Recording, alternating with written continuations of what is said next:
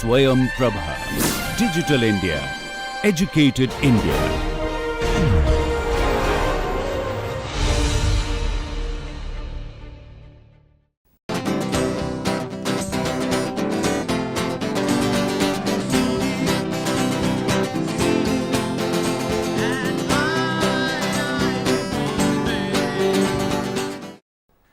Welcome to this lecture on biomathematics. We have been discussing different things like calculus, vectors and all that are relevant to various biological problems to understand various physical phenomena that might be relevant to biological systems or that are relevant to biological systems. Today, we will go to a different section or different area called statistics. As you all might be aware, statistics has a very important role in biology. So, in the coming few lectures, in the next few lectures, we will try and understand how one can what is statistics and how one can use statistics in biology, and why do we need statistics and those kind of things we will try and understand. So, today's lecture is statistics, that is the title of today's lecture, and let us think about asking why, as typically we do always. Let us think about asking the question, why do we need statistics? Why should we learn all this at all? Okay, so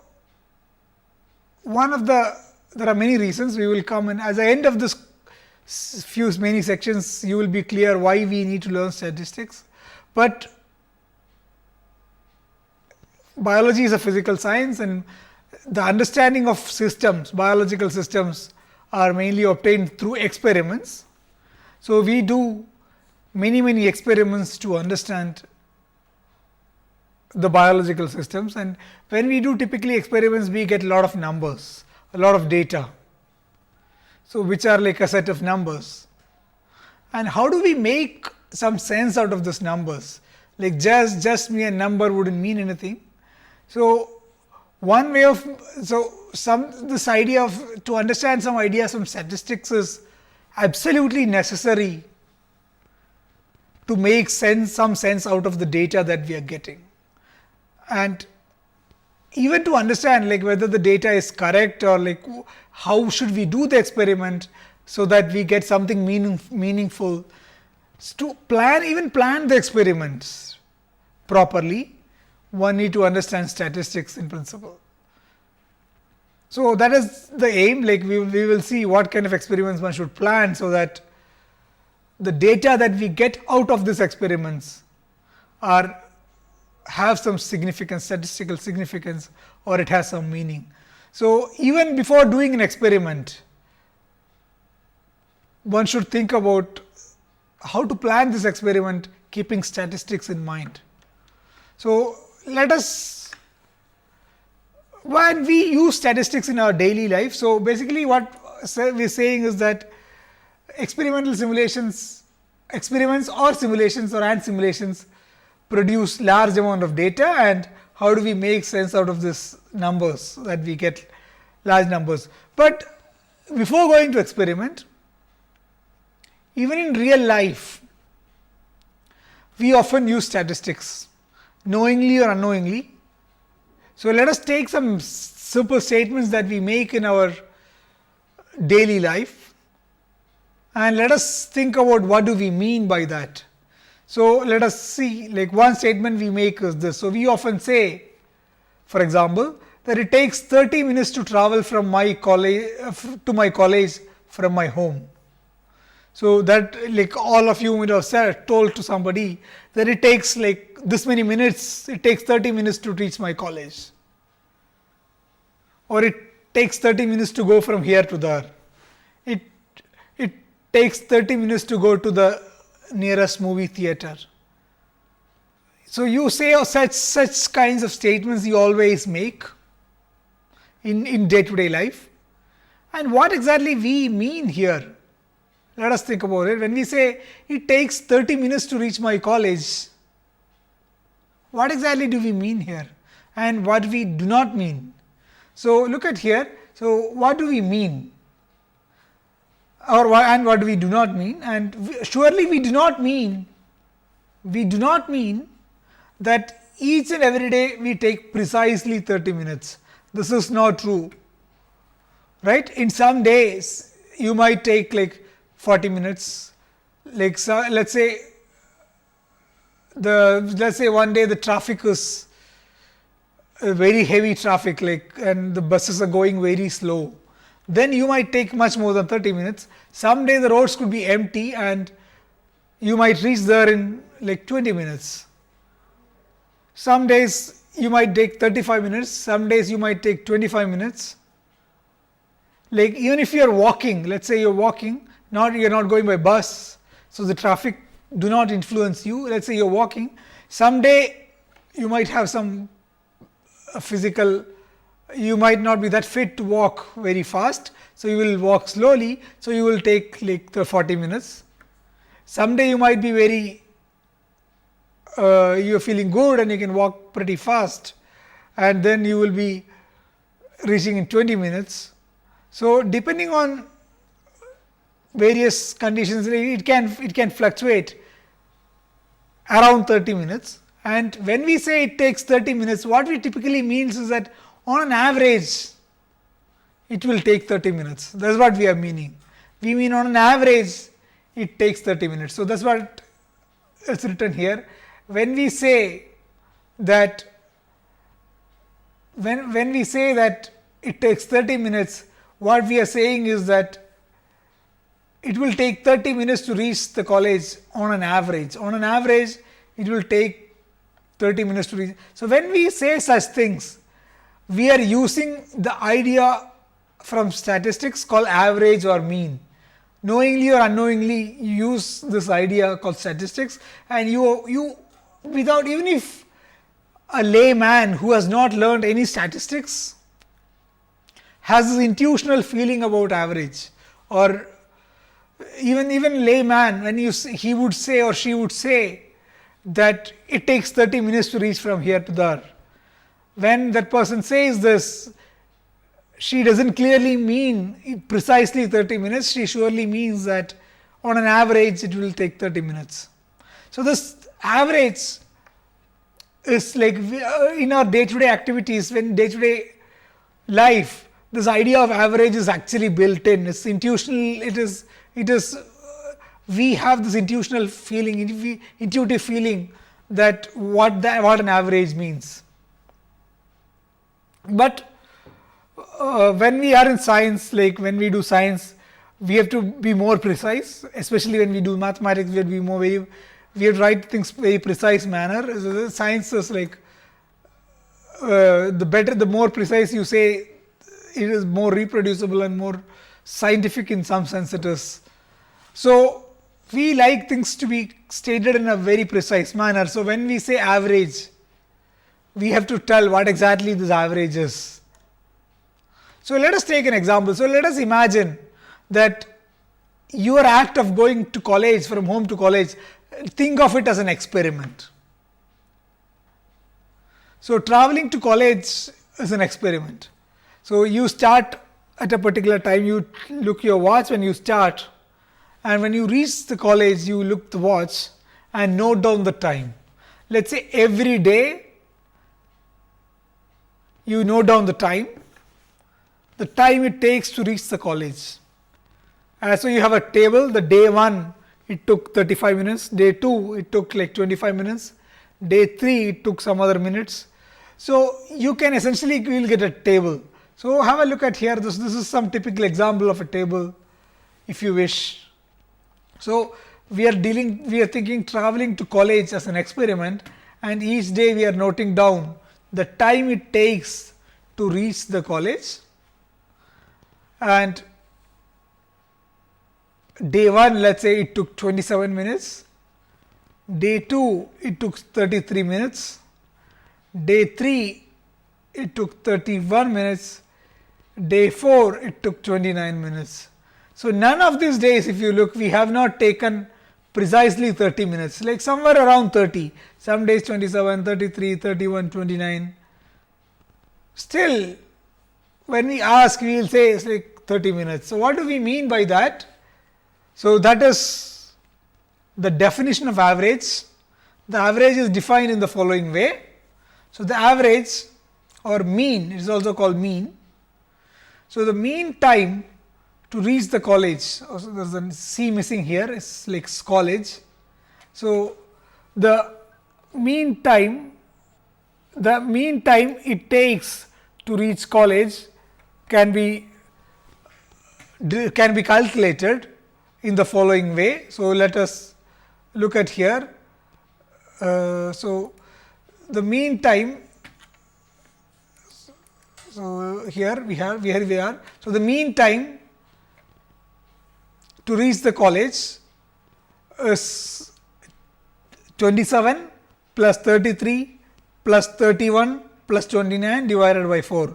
So, on an average we take 30 minutes. That is what this average. So, the definition of the average is sum over all this and divided by the number of events. So, number of experiments. So, we have like four experiments here. Day 1 one experiment, day 2 another experiment, day 3 another experiment, day 4 another experiment. Then you can add the data that you get from all the experiments and divide by this. So, you get the average. So, this is minutes, this is minutes, this is minutes, this is minutes. So, and this is a number, so number of days, number of experiments. So, this answer here is actually in minutes. So, this will be minutes. So, we can say that we did found the, so this angular bracket around T means that average. So, I will typically denote average by this angular bracket. Some people denote this by bar. So, some people denote T by average by T bar.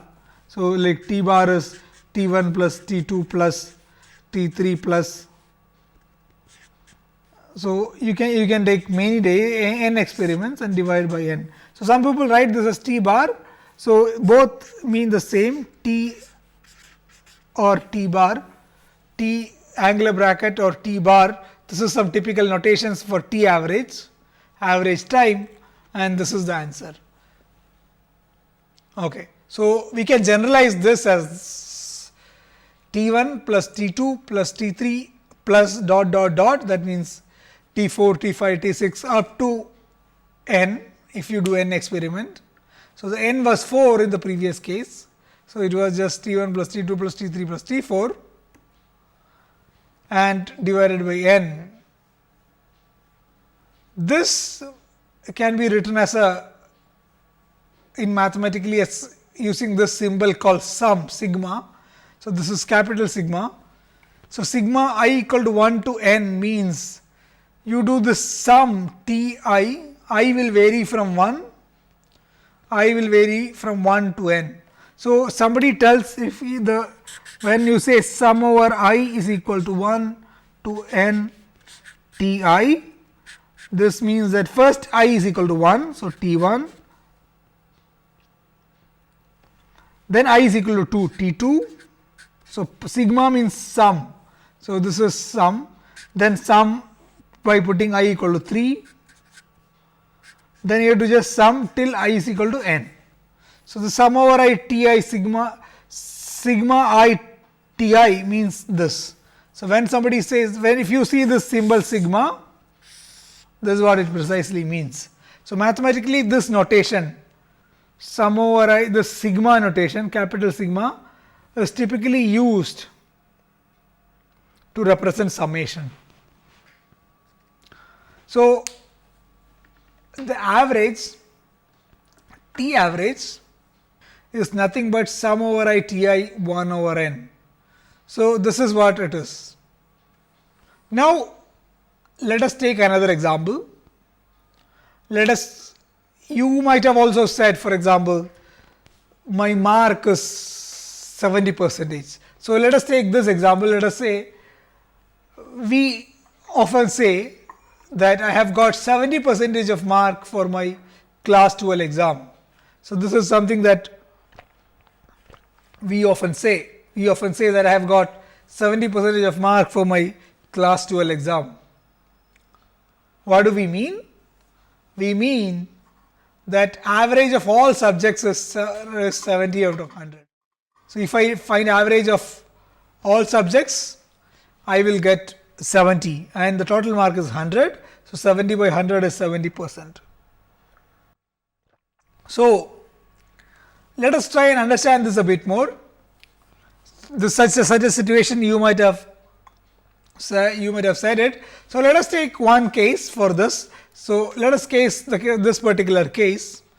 So in this case I am discussing three subjects: biology, physics, chemistry, and biology has 75 marks, physics has 65 marks, chemistry 70 marks. So you got 75 for biology, 65 for physics and 30 for chemistry, and the average is 70.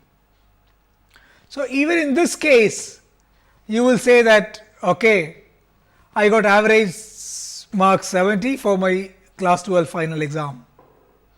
You are correct. But your friend will come and tell you, I also got average 70% marks. What are the marks he got? She got, like your friend got 95 for biology, 40 for physics, 75 for chemistry.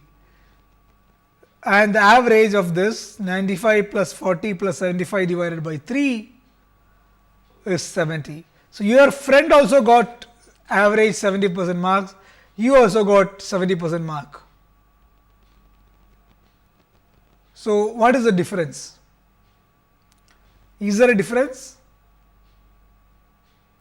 Are they the same? So if we found the statistical quantity called average and we got the same thing, 70. But the marks seem to be very different. So let us compare these marks and then think about what is the difference. So biology, you have got 75, your friend has got 95. Physics, you have got 65 and your friend has got only 40, which is much less than this. On the other hand, the biology, your friend has got very high mark. Chemistry, you got 70 and you got friend 75. So by looking at this, what would you say? You say that when your marks are seen, you are pretty much good in everything. You have got 75, 60, so above 60 or close to 70 in everything. So you are equally good in all subjects roughly, but your friend is very bad in physics and very good in biology. So biology is like 95 and physics is very 40. So there is some difference between these two, but the average is same. So even though the data is different, the average is the same. So by just telling somebody that I got average 70 marks, that doesn't mean a lot. It only means that it doesn't tell you much more information. It hides a lot of information. Just by stating average alone will hide a lot of information. It is not telling you the complete story. Look at this. So if you look at here, you can, if you tell this full mark, you will see that this gives you the full information, this marks, but just by saying you both got average 70, you are hiding the fact that you are equally good in everything and your friend has some extremes, like very bad in physics and very good in biology. So this is kind of extreme marks. But we are hiding this fact by just saying that you have average 70. So now how do we convey this little more information than the average? So this is true for, so now when we say about mark, the same thing you can think about average experiment. Let's say you are measuring the length of something, or you are measuring the amount of concentration of something.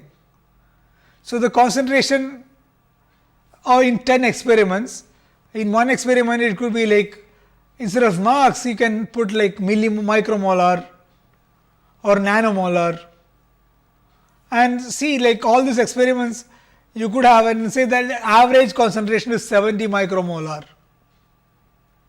That does not mean that all the experiments had very close to 70, that does not mean. That only means that the sum of all these concentrations you measured in one experiment, in all the experiments, divided by the number of experiments is 70 micromolar.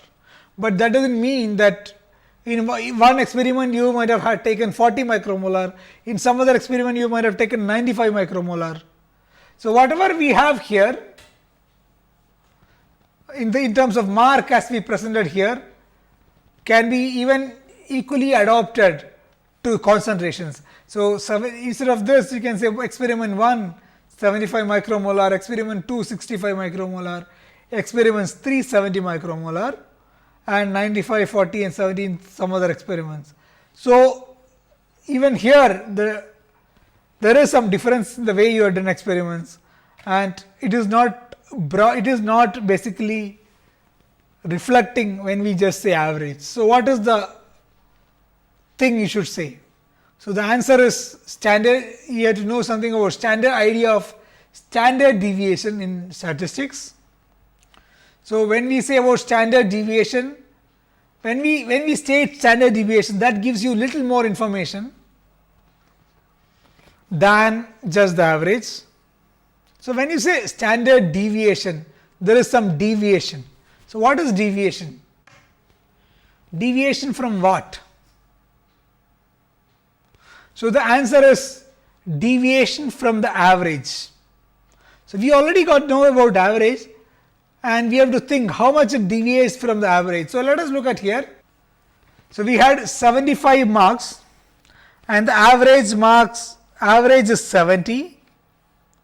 So, when we say 75, the deviation, that is the mark minus the average, that is 75 minus 70 is 5. So, the deviation is 5. Here the deviation is minus 5 because mark minus average, 65 minus 70 is minus 5. And here the deviation is 0 because average is same as the mark itself. So, what is the sum of deviations here? 5 plus minus 5 is the sum of the deviations, and the sum of the deviation is 0. Now, look at here. Here the average is 70. So, deviation is mark minus average, that means 95 minus average is 25. 40 minus 30 is minus 30, and 70 minus 75 minus 70 is plus 5. So, here also the deviation is 25 minus 30 and 5, and the sum of this deviation is 0. So, you find that the sum of the deviation, so when we define deviation as the deviation from the average. So, let us define deviation di as the mark we got in ith subject minus m average. So, or if any variable, if you are measuring some other thing, length or any quantity x, this is can be written as di, this is deviation. So, we can call this deviation, and we found that the sum of the deviation is 0. So, what do we do when the sum of the deviation is 0? So, this average of the deviation is 0. So, sum is 0. So, average deviation or the mean deviation is 0, because mean deviation is 1 over n by 0 is 0. So, something is 0 mean, something average is 0, So, you cannot talk about average deviation because it is meaningless, because it always 0. Whatever the example you take, you will always find that if you define deviation in this particular way, the average deviation will be 0. You can see that if 5 plus minus 5 is 0, 25 plus minus 30 plus 5 is also 0. So, you find sum as 0. If in any case if the sum is 0, the next thing you do is find the square of the sum. Find the square and then sum. What does that mean? So, we had di is equal to mi minus m average. We had di is equal to mi minus m average, and sum over I di was 0. So, instead of finding sum over I di, I can find sum over I di square. Because sum over I di is 0, it makes no sense. So, the next thing to do is di square. Since it is square, this will be always positive. So, this will be non-zero. So, the first non-zero value you can get, the simplest non-zero value you can get is by squaring and summing. So, let us look at that. So, 75 mark means the deviation is 5, 75 minus 5, 75 minus 70 is 5, and 5 square deviation square is 25. When it is 65, the deviation square is minus 5 square is 25, and 0 deviation square is 0. So, here deviation was minus 5 and plus 5, deviation square is 25 and 25. So, now sum over deviation square, that is 25 plus 25 is 50 plus 0 is 50. 50 divided by 3 is very close to 17, is 16.667. So, the mean square deviation is some positive quantity. So, the mean deviation square, that is this quantity, is known as variance. So, this is very often used in statistics. So, this is called the variance. So, this is another term in statistics. Variance is nothing but sum over I x I minus x average. This is your deviation. You square it. So, this is your deviation, and deviation square and sum, and this is called variance.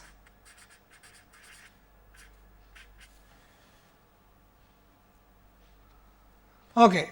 So, what is the variance here? So, here the variance is 16, and the square root of the variance is called standard deviation.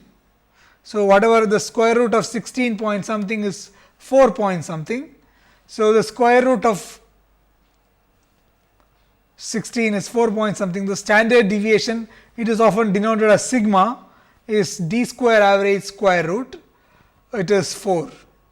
So, standard deviation is a positive number always, because you are finding square and finding the square root of the square. So, this is a positive number. So, in the first case, when in case of your mark, where you had roughly similar mark in all of the subjects, your standard deviation was around 4.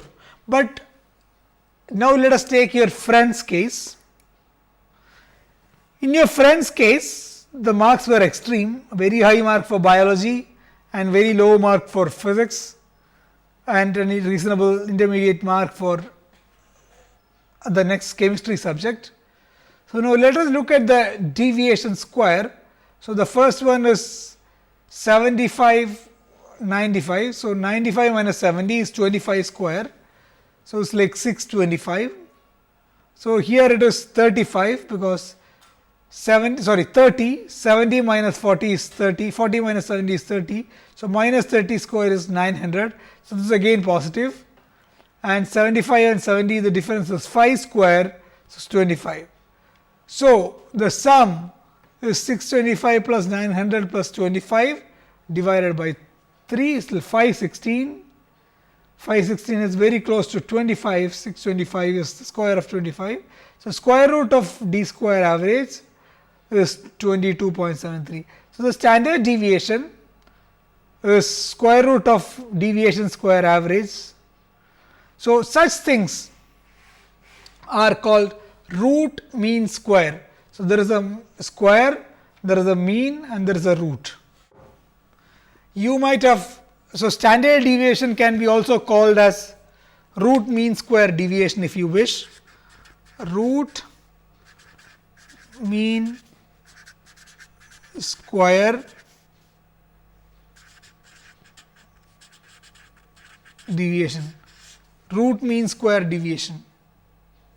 So, let me write RMS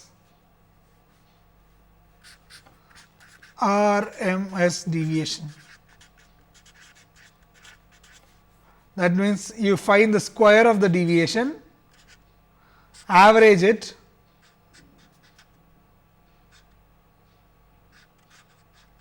and find the square root of it.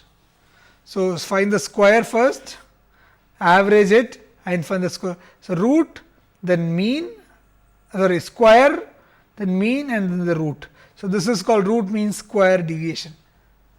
So, you might have heard in many places root mean square. You might have heard our root mean square velocity. Why do we calculate root mean square first place? Why can't we just square mean? So, as we just saw here, the mean is 0.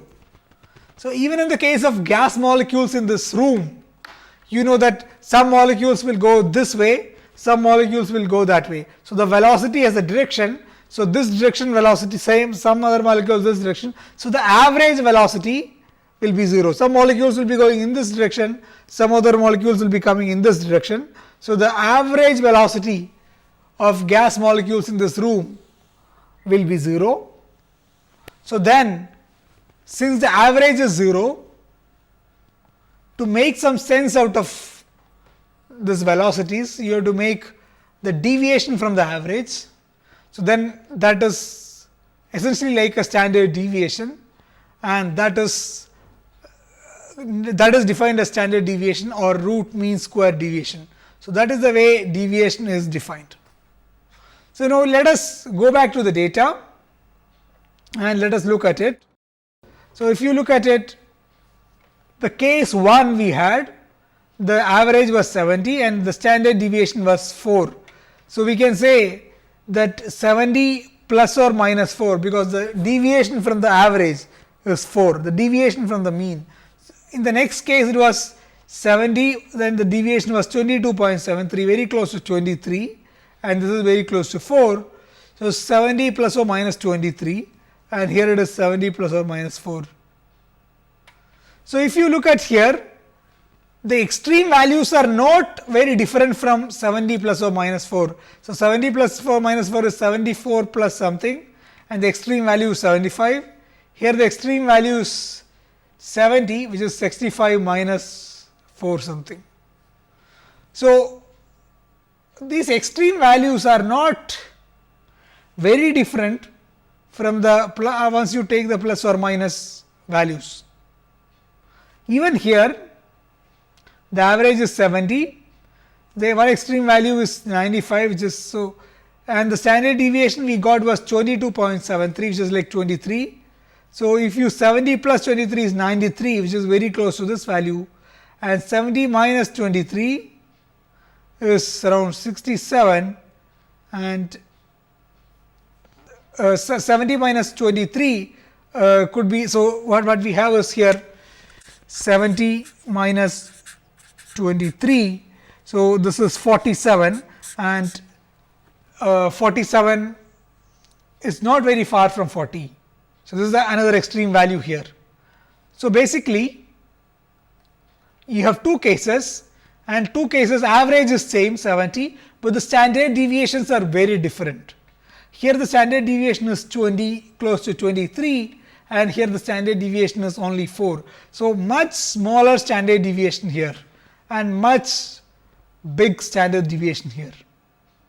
So, by just telling the standard deviation also, we are giving much more information that okay, even though the average is 70, the deviation is very large here and the deviation is small here. So, the mark for this case can be very different from 70. The deviation from the average mark is very large and the deviation from the average mark is very small. So, this gives you much more information. So, the moment you see, the moment somebody tells you that the mark is 60 plus or minus 3, then you can immediately guess that the mark is around 60 and the extreme marks somewhere around like 60 is like it can't be very different. It is like around 60 only, like 63 and 57 if you take the extremes are very close to this 63 and 57. But if somebody tells you my average is 60 plus or minus 30, that means the marks are extreme. Some marks are very low and some marks are very high. So, this quantity, the standard deviation. So, when this is basically average plus or minus standard deviation. That is what we just discussed. So, now before this, so this average plus or minus standard deviation. So, now let us once more check the way we calculated standard deviation. So, the way we calculated is we define variance as each mark or each measurement and subtract its average. So, you have to first find the average, then subtract the average and find the square and the sum. Very simple. So, we have xi minus x average whole square. Now, what does this give? So, let us check. So, what we have is variance, let me call it V for variance, xi minus x average, we know how to calculate x average, and square this and sum over I, and this 1 over n. So, what is this? Sum over I 1 over n, sum over I, x, this is like a minus b whole square. So, this is a square minus a square plus b square minus 2ab. So, a square is xi square plus b square is x average square minus 2ab is 2xi, a is xi and x average. So, this is what it is. So, now I can take this inside. So, 1 over n into sum over I xi square, the first term, plus 1 over n sum over I x average square. So, this is I will go from 1 to n always, I am just not writing it. So, n times you have to sum. So, I goes from 1 to n, here also I goes from 1 to n, here also I goes from 1 to n, minus sum over I is equal to 1 to n, 1 over n 2 xi x average. So, now what is this sum over I 1 to n xi square average this by 1 over n? This term that we mark here. So, if you wish, this particular term here. So, this particular term here can be written as x square average, because this is x1 square plus x2 square plus x3 square whole thing divided by n. So, this is x square average. Now, let us take this term. So, now let us take this term. This is 1 over n times x square average n times you sum. So, when you x square average is a constant like 70, it does not change with respect to I. So, if you multiply n into 70, so n, this is like if you sum some constant 70 n times, you will get n x square average and you have a divided by n. So, you cancel, so you essentially get an x square average. So, do this carefully by taking some example and minus if you do this, x average is a constant, 2 is a constant, so you can take 2 outside, 2 x average outside, and then what you have is sum over I x I 1 over n. So, this is nothing but again x average. So, what you have is x square average minus x, this is x average square, sorry, x average square minus 2 x average into x average. So, this is again x average square, x average into x average. So, what we have here is that essentially x square average plus x average square minus this, where sum over x is x average is defined in this particular way, which can be written in this particular way, x square average plus x average square minus 2 x average square. So, x average square minus 2 x average square can be written as minus x average square, because this is minus 2 times the same thing. So, basically you get x square average minus x average square. So, this is a very important formula. That the important formula is that variance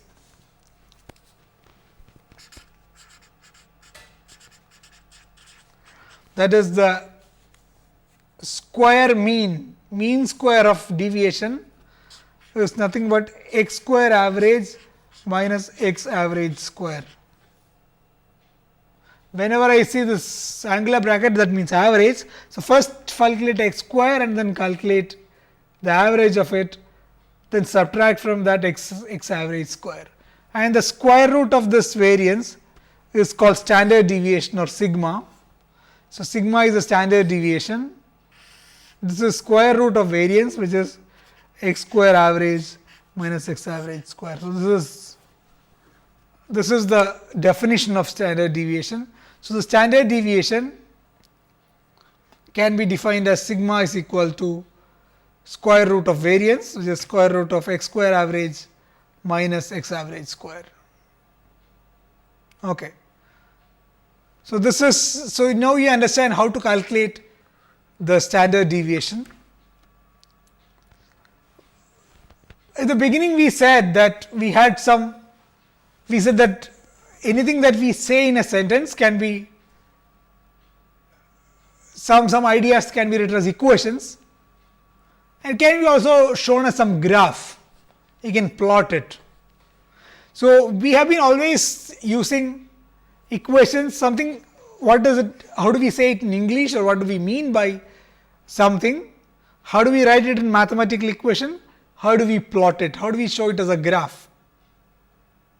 That is we had three parallel ways of representing the same thing. Equation was smaller, just one line will tell you a lot of things. Graph, you need like a big, reasonably good plot. And English, you might need many sentences to say that in a plain language.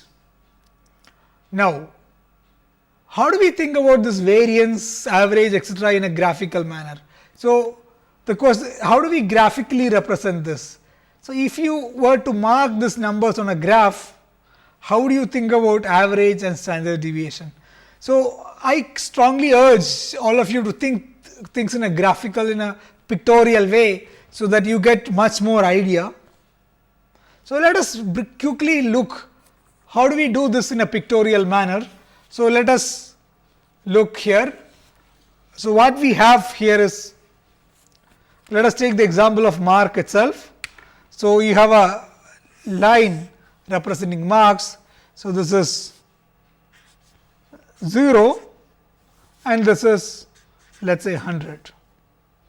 So, the marks we discussed in the example here, in these two examples, one was 75, 65, 70. So, let us take the case 1 here.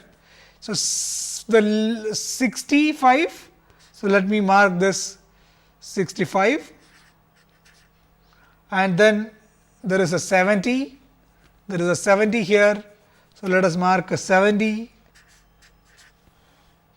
and then there is 75. So, there is 75. So, now the average, now when we say average, we know that is sum of all this, but when we say standard deviation, what we are doing is if we mark this x1, x2 and x3 and the average as this particular, here is the average. So, let us mark this as the average. Average mark is 70. By doing standard deviation, what we are calculating is this particular distance. So, x3 minus x average square. So, we had to find out x1 minus x average square. So, that is like finding this distance square. x1 minus x average will be like this distance.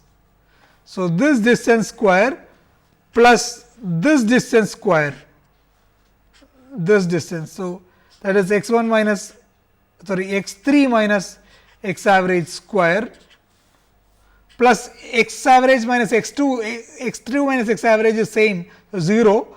So, that is 0 anyway. So, this is the kind of, when we think of graphically, essentially we are calculating this distance. So, average distance between this. So, you could always think the standard and finding the square root of this is essentially like calculating the distance. So, from the average value, how distant are other numbers. So, essentially we are calculating the distance in a graph. So, let us look at the next example a little more carefully here. So, you had this example, look at here, this is 95, 40, 75, this example. So, again let us draw a line. So, we had this is 70 and this is the average mark 70. So, this is the x average. Now, look at here, the next one is 95, which is 95 can be marked here 95, and the other one is 40, this like somewhere here 40. They are very far. So, the distance, and the other one is 75. So, 75 is here pretty close. So, this is, let me call this x1, this is x2 and this is x3. So, when we say x1 minus x average, that is this distance roughly, and this is exactly this distance. So, this is distance. So, then we calculate x2 minus x average, that is this distance. Then we calculate x3 minus x average, that is this distance. So, we calculate that is this distance from here, distance from the average. So, we are calculating the distance from the average in each of these cases and then squaring all this. So, this is distance square and then summing and finding the square root. So, essentially finding the RMS distance, just like we discussed in the case of diffusion. We distance RMS distance, the distance it will diffuse. Here essentially we are calculating some way in RMS distance in the graph. So, when we say standard deviation, we are essentially calculating some kind of how distant the other, when we mark in a graph, if the points are very far away, we know that the standard deviation is very large. So, by just looking at the graph, we can get some idea about standard deviation. So, by looking the two cases we had here, the first case we had like 3 marks very close, 65, 70 and 75. In the second case we had marks like this. So, these cases were 65, 70 and 75. Here it was 40, 75 and 95. So, these were very far and this is very close to each other.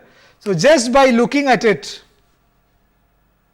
we can figure out that okay, this is very close to each other. So, this is less standard deviation and this is very far, so this is a bigger standard deviation. So, standard deviation is essentially a measure of how far these points in the graph are. If they are very far, the large standard deviation. So, here the standard deviations was 70 plus or minus 4 something. Here the standard deviation was 70 plus or minus 23 approximately. So, here it is very small standard deviation, big standard deviation, and essentially standard deviation is a measure of how far the points are. So, think of anything graphically. So, with this, let us summarize today's lecture. So, what we discussed so far is two important points. One is average, which is defined as 1 over n sum over xi, you should remember this. And the next one is standard deviation, often denoted by little sigma, which is x square average minus x average square. So, these are the 2 points that you should remember, and you should also remember what they represent. If the points or the marks or experimental data are far away from each other, you will get very large standard deviation, and if they are close to each other, you will get a small standard deviation. So, this much if you understand, you get some basic idea of statistics, but it is very important to understand this very carefully, think about it, do it many examples. So, take many examples from any experiment you have done and calculate average and standard deviation. Calculate the standard deviation of your marks, calculate the standard deviation of heights of your friends, calculate the standard deviation of anything that you can think of that you will be seeing in day to day life, and see what we get and get a clear feeling for this. So, that is the thing that you should do. So, with this simple basic ideas of statistics, we will stop today's lecture, and we will continue discussing statistics in the coming lectures. Bye.